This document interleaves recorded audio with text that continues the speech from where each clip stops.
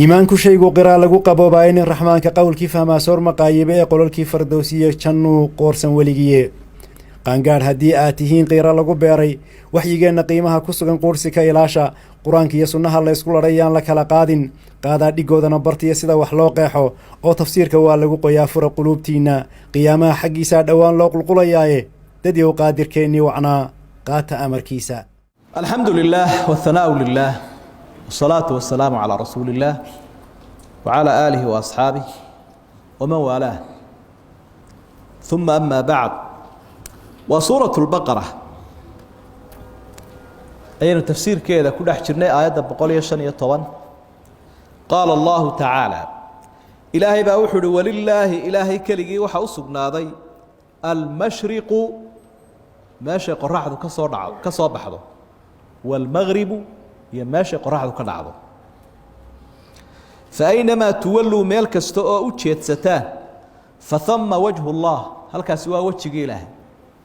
alla maydaan weydaaranina waa u jeedaan ina allaha waasicun caliim ilaahay mid ballaadhan oo cid walba koobay weeye caliim mid wax walba ogsoon weeye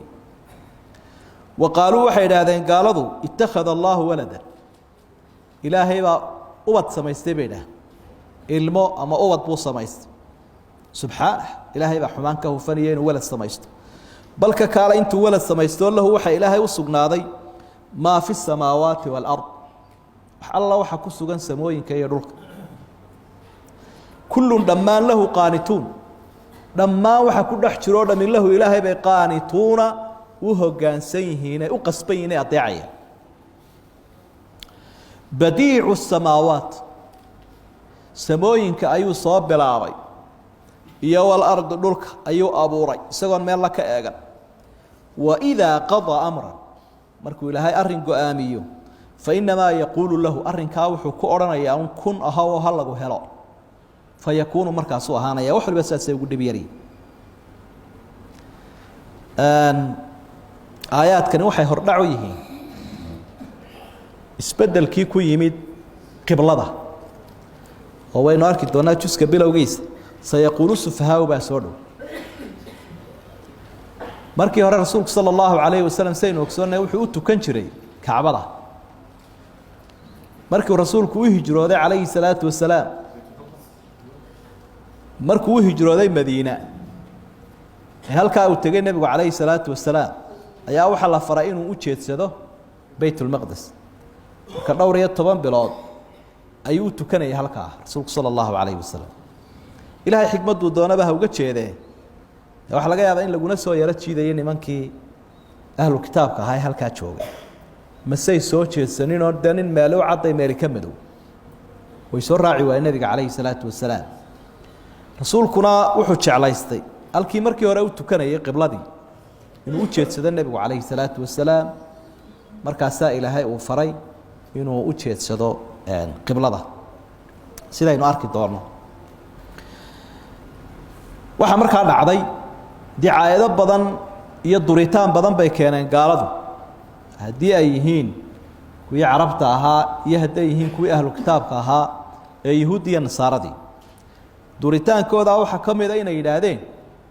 dee arrinkiisu ma sugna marna koonfur buu ujeedaa marna waqooyi buu ujeedaa mar qudus buu qaabilaya marna kacbaduu qaabilaya saasuu u wareegaya meella kuma sugna jawaabtaasuu ilaahay bixiyey bari iyo galbeedba ilaahay baa iska leh halkuu dadkan faraabaanay u jeedsanayaan dadka ilaahay ka amar qaadanaya subxaana wa tacaala marka cibaadadu waxay ku ansaxdaa halkuu ilaahay amro halka fadliga iyo qiimaha badanina waa halkuu ilaahay dadka u tilmaamo halka la amro halkaasunba amran walilaahi almashriqu waalmagrib waxaa kaloo culimada qaarkood ay leeyihin waxay ku soo degtay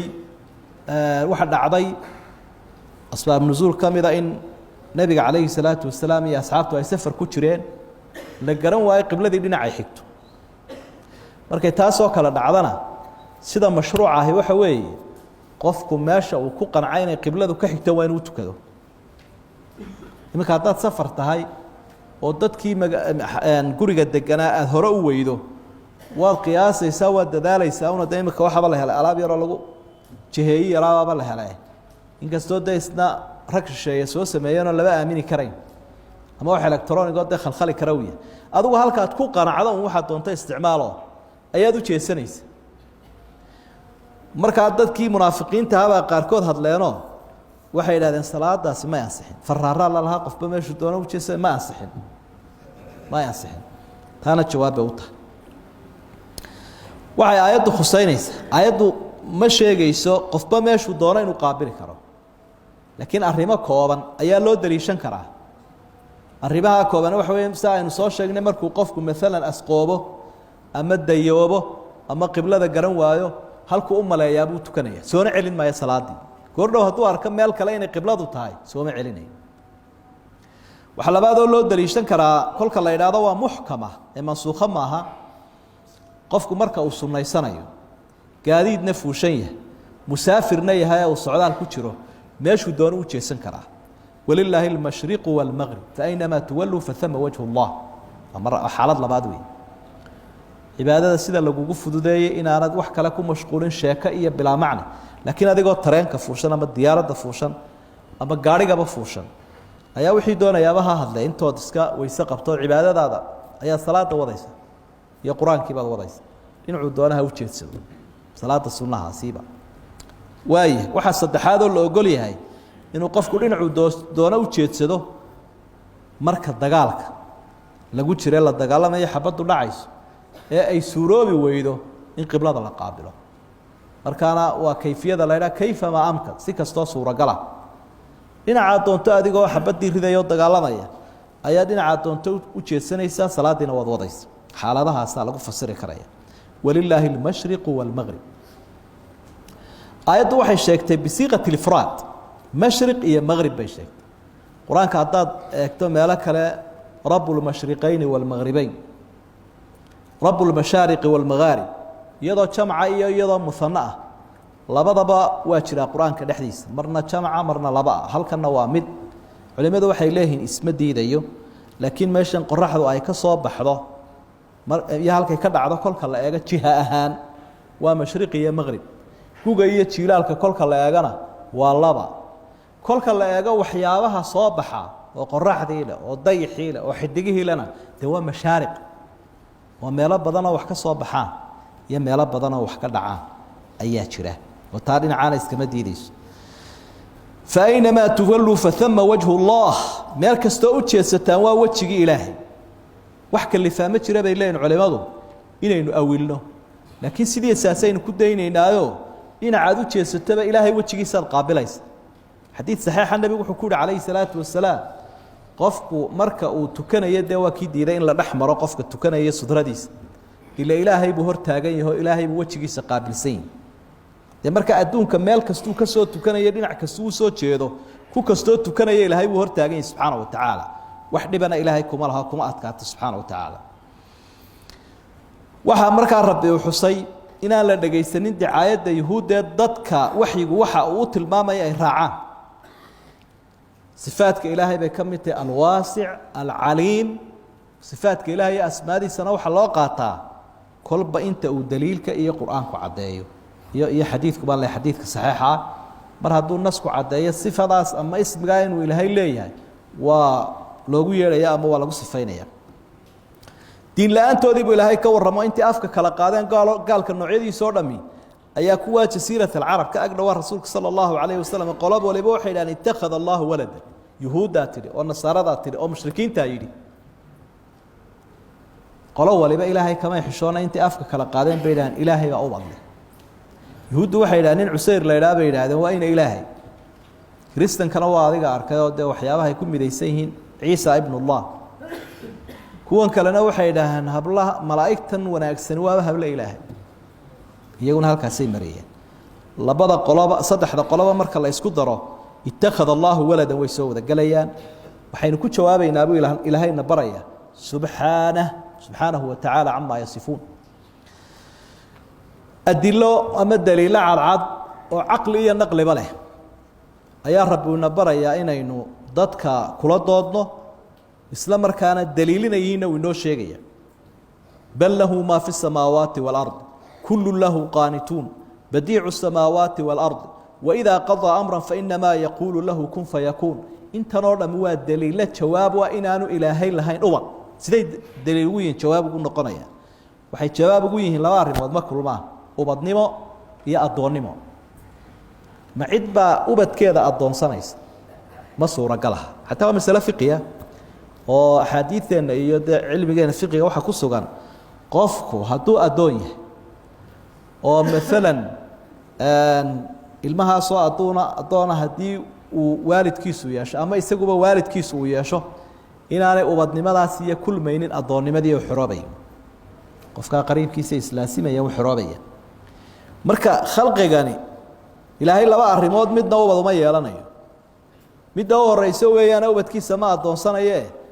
waxaana sheegteen oo dhami addoome u yihiin ee ubad uma aha ubadnimada halkaasay ku hadla labada isma qabtaan midda labaad ay daliil u yihiin intan aynu akrinay waxa weeye ubadka itaaldara loo samaystaa ilaahay awooddiisu sidan ay u dhammaystiran tahay maxaa kalifaya ubad uga baahan yahay bal lahu maa fi samaawaati walard wax allo waxa ciriyo dhul ku sugan buu leeyahay muxuu ubad uga baahan yahay dhammaantood ilaahay bay qunuut qaanitiin qunuutun caamun wa qunuutun khaas qunuut caama baa jira macnaha adeecid guud iyo adeecid gaara adeecidda guud waxa weeye takawniga ah waxa waloo ilaahay oo abuuray xataa gaalkaa xunka ah ee ilaahay diiday wuu qasban yahay oo insaanku wax mukhayar buu ku yahay waxna musayar waa caamka iyo khaaska waxwa musayar buu ku yahay wuu ku qasban yahay inuu waktigaa dhinto iyo inuu waktigaa dhasho iyo inuu halkaa maro iyo inuu masiirkiisu kaa noqdo iyo calafkiisu inuu waxaa noqdo dee waxaasoo dhan wuu ku qasban yahay wuxuu ilaahay doono wixii markaas la faray ee la yidhi daacada iyo cibaadada ana quruud khaasa baa la yidhaahdaao dee iyadana markaas inta ilaahay adeecduun baa markaa u hoggaansamaysa samooyinkii iyo dhulka ayuu abuuray ismigaa badiic wuxuu sheegayaa iyadoonu meel la ka eeganin waxaynu naqaanaa waxa la yidhaahdo tajribe iyo khibra iyo tijaaba jiro aadamuhu markay wax abuurayaan waxaa lagu dadaala had iyo jeer in lagu xisaabtamo tijaabo iyo khibrad cilmigaa maadigee dhan la baranaya alcilmu tajriibi baa la yidhaha waa cilmiga tijaabada lagu keenay qof intuu wax ku dhaqaaqo sidii loogu ugu muhiimsanayd ku keenayaa ma jiro isagoon hore u arag biyuu jiraa ma jiro qofku waa inuu dugsi sare maraa 4 sano jaamacada maraa xirfadii iyo la tusiyaa wixiisu u samayn lahaa intaa kadib tajaaribka iyo tijaabadaa kadib iyo fashilaad kadib baa wax saxa la keeni karaa ama la soo dhadhaweynaya ilaahay taasi way ka nasahantahay subxaana watacaala awooddiisu shay buu odhanayaa aha waa la helayaa marka ilaahay intaasoo awooda le muxuu ubad uga baahan وقال الذين كوي waxay yiraahdeen la yaclamuuna aan waxba garanayna jaahiliinta hawaa nimankii carbeed lawla yukallimuna Allah ilaahay miyuu nala hadlo aw taatiina aaya ama mucjiso may noo timaado mucjiso u rumaynaysa nabi maxamed calayhi salaatu wasalaam cadaynaysa inuu rasuul yahay kadalika sidanoo kalun bay qaala yiraahdeen alladina min qablihim kuwan ka horeeyay mithla qawlihim carabta hadalkoodu kalun bay yiraahdeen yahuudiya nasaaraduna تشابهت قلوبهم قلبيدودii baa isu egaaday qad bayyana الآيات aayadaha waxaan u cadaynay buu ilaahay liqawmin yu'minuun liqawmin yuqinuun dad ilaahay rumaysan oo aan ilaahay diidanayn inna arsalnaaka nabi maxamed oo aan ku soo dirnay bil haqq baan kugu soo dirnay haqi dhabtaha adaasida bashiiran wa nadiiran adigoo xaq cid raacdayna u bushaareynaya kuwa diidayna u digaya wala tusalu lagu weydiin maayo عن أصحاب الجحيم قال هذا نار الجحيم الله يراه إهل كوا لجويدين معي قرآن كو أنت نوع بقى يا أنت نوع الليلة ما هتشعيل ولا هاي تشعيل يمركو إنه شيء جاي لكن شرق ولا جو شرحه وحي شيء جاي سا إن تكفي تجناتود سكيل على صو وحي شيء جاي سادات كشركة كسوف ولي إن القيمة هذا قرأته هي هلك أي تاجين يصير دولار رقم يسوع قرآن كوحو هلكن ku cambaarayeen nimankii hadiya jeer carbeed inaanay ayadu waxay ku soo noqnoqonay alladina la yaclamuun kadalika qaala alladina la yaclamuun wa qaala alladina la yaclamuun de qof jaahilo hadana wax sheegaya oo waliba diin ka sheegaya oo rasuul ilaahay ka sheegaya ceebtiisu way sii weyntay waxay sheegaysaa alqawlu cala allahi bighayri cilm ilaahay oo markaa ka sheegay waxaan diin ahayn waxa laakiin rabbi uu xusay codsiga ay codsadeen ay yidhaahdeen ilaahay muu nala hadlo ama aayaadkiisii iyo mucjisaadkiisii maa nala siiyo maxay uga jeedaan talo waa canaad ilaahay wuu la hadlay dadka qur-aankiisana uu soo dejiyey qur-aankii baa lagula hadlayaa way diideen talo ma aayad la-aan bay ku sugan yihiin iqtarabat isaacatu wanshaqa alqamar dadayixii baaba iyagoo arkaya soo kala dilaaco hortooda fadhiista oo saa ay u arkayeen ay dafireen ay yidhaahdeen dadkii dhulkaynu ku ogeyn markii hore inuu sirxaye sixirkiisii samadu gaadhay su-aalaha noocan oo kale ahi waa su-aalihii canaadka ku salaysnaa nimankii yuhuudda ahaana saasoo kale yidhaahdeen hadalkooduna wuu isu egyahay waqaala aladiina laa yaclamuun kadalika qaala aladiina min qablihim culimada qayb ka midi waxay ku fasireen yuhuudda kuwooda jaahiliinta ahan wadaadadooda ahayn oo dee yuhuud baa aayaadku ay ka warramayeen sidaa daraaddeed kuwii culimadooda ahaa aragnay oo been abuuradkaasay sameeyeen diintiina way qariyeen kuwii aan cilmiga lahayne caamada ahaana iyaguna sidana yidhaahdeen labada qoloba way ceebaysan yihin qalbiguu qur-aanku cabiraya tashaabahad quluubuhum qofku halkuu ka saxmaa waa qalbiga halkuu ka qalloocdaa waa qalbiga halka qiimaha qofka u yeesha hadday hagaagto waa qalbiga idaa salaxat salaxa saa'iru ljasad siduu nebigu leeyahy calayhi salaatu wasalaam kolkuu qofka qalbigu u hagaago jidhkuna u hagaaga hadduu qalbigu ka xun yahayna qofkao dhammina waa xumaadaa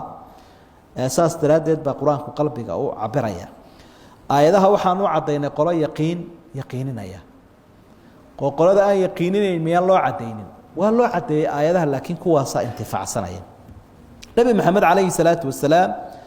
waxa ilaahay uu halkan ku caddeeyey oo uga markhaati kacay inuu yahay rasuulkii dhabta ahaa xaqiina dadka u keenay inkastooy xumeeyeen inkastooy ka soo horjeedsadeen ay diideen innaa arsalnaaka bilxaqi bashiiran wa nadiiran waa markhaati ilaahay qul ayu shayin akbaru shahaadatan qul illaah markhaatina ilaahay baa u weyn bashiir iyo nadiir labadaa sifaba uu leeyay nebi maxamed calayhi salaatu wasalaam dadka cid baa rumaysay inta rumaystay wuu bushaareeyey intaasoo aayadood oo jannada ugu bushaaraynaya oo raalli noqoshaha ugu bushaaraynaya farxad bay u yihiin awliyada ilaahay waxyiga rumaysay intaasoo aayadood oo cadaabka ka digayaana nebigaa dadka soo gaadhsiiyey markaa isaguna waa nadiir walaa tas'al walaa tus'al labadaba waa laba qiroo sabciye ah markaynu erayada isdul taagno walaa tus'alu can asxaabi aljaxiim ayaa halkan inoo taalla ha weydiinin oo ha waraysanin dadka naarta jaxiimo galay oo ilaahayow maxaad sidan u tidhi iyo ilaahayow maxaad sidaa ugu gashay iyo ilaahayow kaa caynkaasaan mooday ha waraysanin nin ilaahay qabsaday meeshuu doonuu ku cadaabayaaye cadaabkaana ehel buu u yahaye walaa tas'al ha waraysanin wey haddii taada la fadxiyo aduu waxba ha waraysanin ilaahay baa abaalmariyo wixii uu mudnaa ku abaalmariyey walaa tus'alu sidan inoo qoran qiraa'atu xafs can caasim iyaduna waxa weeye adiga lagu weydiin maayo nebi maxamed oo aakhiro marka la dhaadhace ilaahay la hortago dadka ahlu naarka ah lagu weydiin maayo oo lagu odhan maayo maxay u islaami waayeen maxay naarta u galeen maxay u hanuuni waayeen liannaka addayta waballaqt risaaladaadii waad gaadhsiisay xaqiiq wahada ma aquluhu waastaqfiru allah wallahu subxaanaه watacaala aclam يا منزل الآيات والفرقان بيني وبينك حرمة القرآن اشرح به صدري لمعرفة الهدى واعصم به قلبي من الشيطان